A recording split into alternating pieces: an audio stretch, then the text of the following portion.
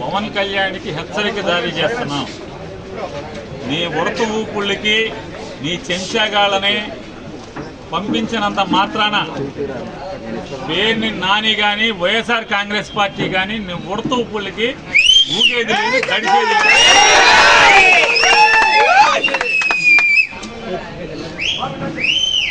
రాజకీయాల్లోకి సినిమా నటుడై 4 డ్యాన్స్లు వేసి నువ్వు వచ్చి నీ ఇష్టానుసారం ఎవరిని పడితే వాళ్ళని నోటుకొచ్చినట్టు మాట్లాడచ్చు. నోరుకి అదుపు లేకుండా ఏది పడితే అది మాట్లాడచ్చు. ఒక సిద్ధాంతం ఉండదు. నిన్నేమో కులం లేదంటావు, నిన్న మతం లేదంటావు, ఇవాళేమో మతాల్ని రెచ్చగొడతావు. హిందువులందరూ బయటికి రండి, అదే చర్చిలోనో మసీదులోనో ఏదైనా జరిగితే వాళ్ళందరూ రోడ్డెక్కరా, వాళ్ళకు చూసి వాళ్ళకున్న ఐకమత్యం కూడా హిందువులకు ఉండదని మాట్లాడుతుంటే ఈ రకంగా సమాజంని కులాల పరంగా మతాల పరంగా ఎన్నికల ముందు వరకు కులాల పరంగా రెచ్చగొట్టి ఇవాళ మతాల పరంగా రెచ్చగొట్టేటువంటి దౌర్భాగ్య నీచ రాజకీయాలు చేస్తున్నటువంటి పవన్ కళ్యాణ్ని ఎండగట్టాను. అయ్యా, గతంలో నువ్వేనా బ్యాప్టిజం తీసుకున్నావు, గతంలో నువ్వేనా బ్యాప్టిజం తీసుకున్నా అని చెప్పావు, నువ్వే కదా ఆయన, నువ్వేనా? మరి నువ్వే అయితే ఇవాళ యాషాలేంటి, డ్రామాలేంటి? అంతకుముందు యాషాలేంటి, అంతకుముందు భాష ఏంటి, అంతకుముందు డ్రామాలేంటి? ఇవాళ ఒక బాధ్యతాయుతమైనటువంటి ఉప ముఖ్యమంత్రి పదవిలో ప్రభుత్వంలో ఉండి బాధ్యత లేకుండా ప్రవర్తించటం ఇది సిగ్గుమాలినతనం కాదా అని నేను ప్రశ్నిస్తే, నిన్న మధ్యాహ్నం నేను ప్రశ్నిస్తే ఆర్గనైజ్ చేసుకుని సిగ్గు లేకుండా ఒక 50 మందిని పోగేసి తాగిచ్చి మా సందు మొదట్లోకి వచ్చి 4 కేకలేస్తే దడుస్తారా అంట?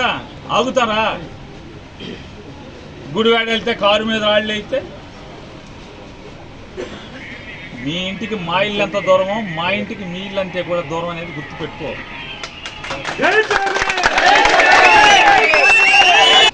రెచ్చగొట్టి ఆర్గనైజ్ చేసి తాగిచ్చి తాగుబోతుల్ని కిరాయి రౌడీల్ని మా సందు మొదట్లో కూర్చోబెట్టి 4 అరుపులు అరిస్తే నువ్వు వాళ్ళు డౌన్ నాని అంటే ఈ మా వాళ్ళందరూ కూడా 400-500 మంది, నీ దగ్గర 50 మంది ఉంటే వాళ్ళు 400-500 మంది చేరారు, డౌన్ పవన్ కళ్యాణ్ అన్నారు. సిగ్గుపోయింది నీకే కదా. మా ఇంటికి వచ్చి మాతో తిట్లు తిన్నది నువ్వే కదా. నువ్వు డౌన్ అని ఒకసారి అంటే మా వాళ్ళు 100 సార్లు అంటారు డౌన్ అని. అలాగే మచిలీపట్నం పోలీసులకు కూడా హెచ్చరిక చేస్తున్నాం. ఈ రకమైనటువంటి తప్పుడు ఉద్యోగం మీరు చేయటం మొదలు పెడితే ఖచ్చితంగా బందర్లో హింసా రాజకీయాలు మొదలవుతాయి. పిల్లిని కూడా గదిలో పెట్టి కొడితే తిరగబడి ఒళ్ళంతా పీకుతుంది.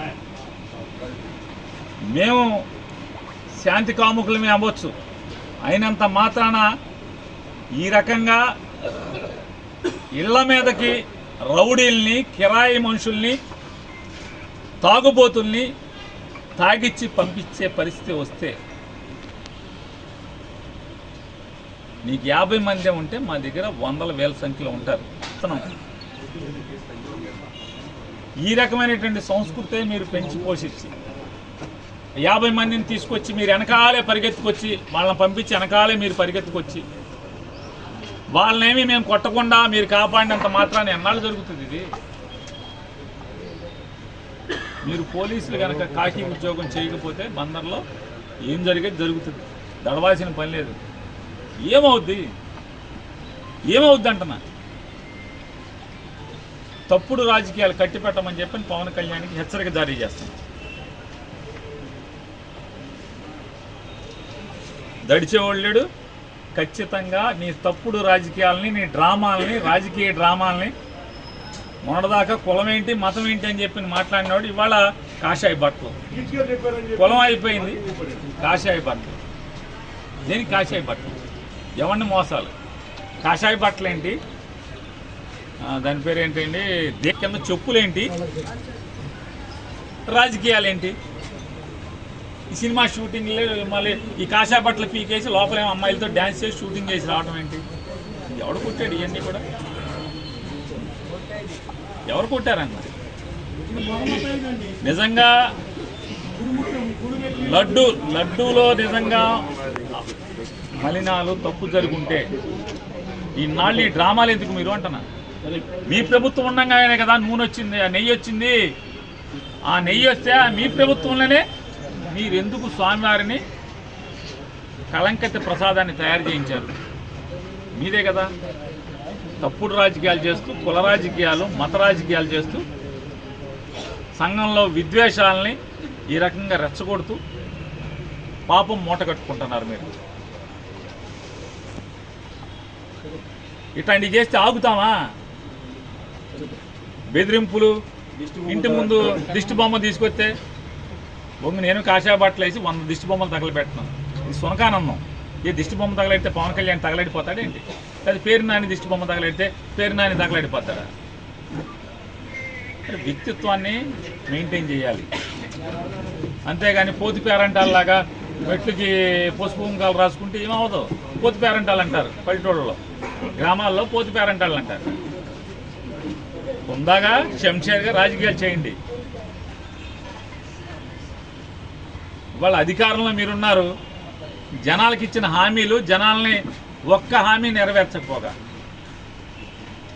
వైజాగ్ స్టీల్ ప్లాంట్ ముందు నుంచి ఏం మాట్లాడావు? పాపం వేల మంది కార్మికులు రెక్కాడితే కానీ డొక్కాడినటువంటి స్టీల్ ప్లాంట్ ఉక్కు పరిశ్రమ కార్మికులు, వైజాగ్ స్టీల్ కార్మికులు ఏం మాట్లాడావు?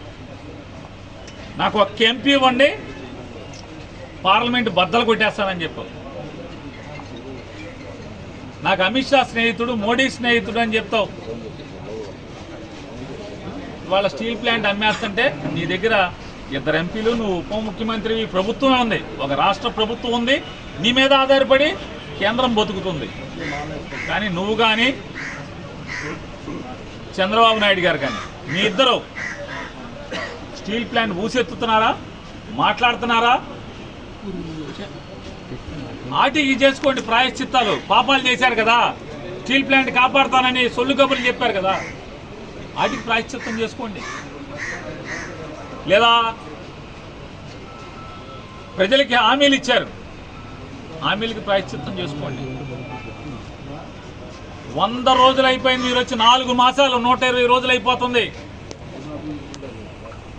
100 రోజులు మీరు అధికారంలో కులుగుతూ, పవన్ కళ్యాణ్ గారు ఎన్నికల ముందు చెప్పారు, నేను గెలిచిన 24 గంటల్లో సుగాలి ప్రీతి చావు మీద, లేదా అమ్మాయి కనపడలేదో, చచ్చిపోయిందో, అమ్మాయి మనిషి కనపడతలేదు, ఎఫ్ఐఆర్ కేసు కట్టిస్తానన్నారు. 100 రోజులైంది, ఏది సుగాలి ప్రీతి కేసు ఏమైంది? 2014 నుంచి 19 మధ్య చంద్రబాబు నాయుడు గారి యొక్క ప్రభుత్వంలో 2017లో సుగాలి ప్రీతి మాయమైతే, ఆ అమ్మాయి అదృశ్యమైతే, ఆ తల్లి ఆ రోజు 2017లో నీ ప్రభుత్వం ఉన్నప్పుడు అదృశ్యమైతే కన్నీరు మున్నీరుగా రోధిస్తుంటే, జగన్మోహన్ రెడ్డి గారు ప్రభుత్వం ఉన్నప్పుడు డ్రామాలు చేసి ఎన్నికల్లో సుగాలి ప్రీతి కేసు ఎఫ్ఐఆర్ కట్టిస్తానని చెప్పిన సుగాలి ప్రీతి కేసు ఏమైంది? 30,000 మంది ఆడపిల్లల్ని ఇంటికి తెస్తా అన్నారు. ఏ ఆడపిల్లని తీసుకొచ్చి ఎవరికి అప్పచెప్పారు? ఎన్నికల ముందు మాట్లాడారు కదా, జగన్మోహన్ రెడ్డి గారి ప్రభుత్వంలో 30,000 మంది ఆడపిల్లలు మిస్ అయిపోయారని, నేను వస్తే వాళ్ళందరినీ ఇంటికి తీసుకొస్తానని.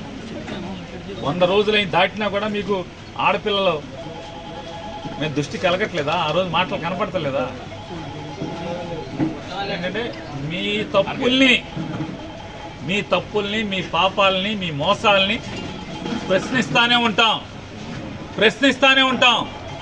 మీ చిల్లరగాళ్లతో, చెంచాగాళ్లతో తాగబోయించి మా ఇంటి ముందుకి నా దిష్టి బొమ్మ తీసుకొచ్చో, లేకపోతే డౌన్లు కొట్టిస్తేనో, లేకపోతే గుడివాడలో నా కారు మీద రాళ్ళు వేయిస్తేనో తగ్గేది లేదు, ఆగేది లేదు.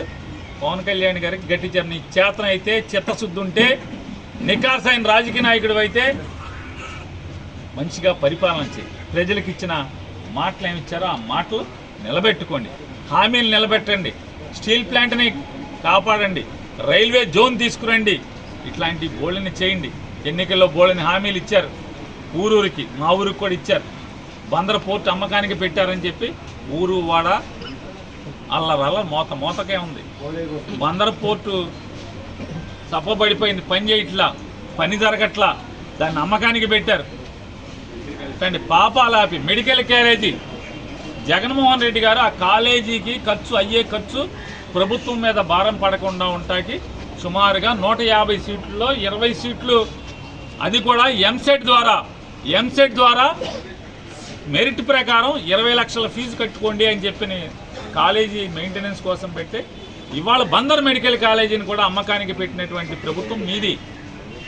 అంటే ఒక ప్రభుత్వ మెడికల్ కాలేజీని ప్రైవేట్ వాళ్ళకి అమ్మకానికి పెట్టి ఆ రోజు జగన్ గారు 20 లక్షల ఫీజు కట్టండి అంటే మీరు అంటే ఆ రోజు ఆక్షేపణగా మాట్లాడిన మీరు ఇవాళ 150 సీట్లలో 75 సీట్లు అమ్మకానికి పెట్టి, అంటే 2 కోట్లకి 3 కోట్లకి అమ్మకానికి పెట్టేలాగా ఒక ప్రైవేటు వ్యక్తులకి కాలేజీని బేరం పెట్టినటువంటి మీ ప్రభుత్వం. వాటిని సరిదిద్దండి, అట్లాంటి తప్పులు సరిదిద్దుకోండి. అంతేగాని లడ్డూలో ఏమీ లేకపోయినా కూడా తప్పుడు మాటలు. నెయ్యి అందుకున్నది మీ ప్రభుత్వం, నెయ్యిలో కలవలేదని మీ ఆఫీసర్ చెప్తాడు, కలిసిందని చంద్రబాబు చెప్తాడు, నువ్వు చెప్తావు, కలవలేదని చంద్రబాబు గారు కొడుకు చెప్తాడు, కలిసిందనేమో మీ ఆర్థిక మంత్రి చెప్తాడు. మరి మీరు ముఖ్యమంత్రిగా బాధ్యతలు తీసుకున్నాక మీరేసిన మీ సంతకం ద్వారా వచ్చిన ఈవో, జేఈఓ వీళ్ళందరూ ఉండంగా, మీ పాలకవర్గం ఉండంగా, మీ ప్రభుత్వం ఉండంగా నెయ్యి అందుకున్నది మీరు అంటే తప్పుడు నెయ్యిని లడ్డులో కలిపి ప్రసాదం పెట్టేశామని మీ మంత్రులు ఏం మాట్లాడతారు? ఒకడు మాట కలపలేదు అంటాడు. ఇట్లాంటి దేవుడితో దుర్మార్గమైనటువంటి నీచ రాజకీయాలు చేసే కంటే కూడా ప్రజలకి మంచి చేసి మంచి అనిపించుకోమని హితోపలు.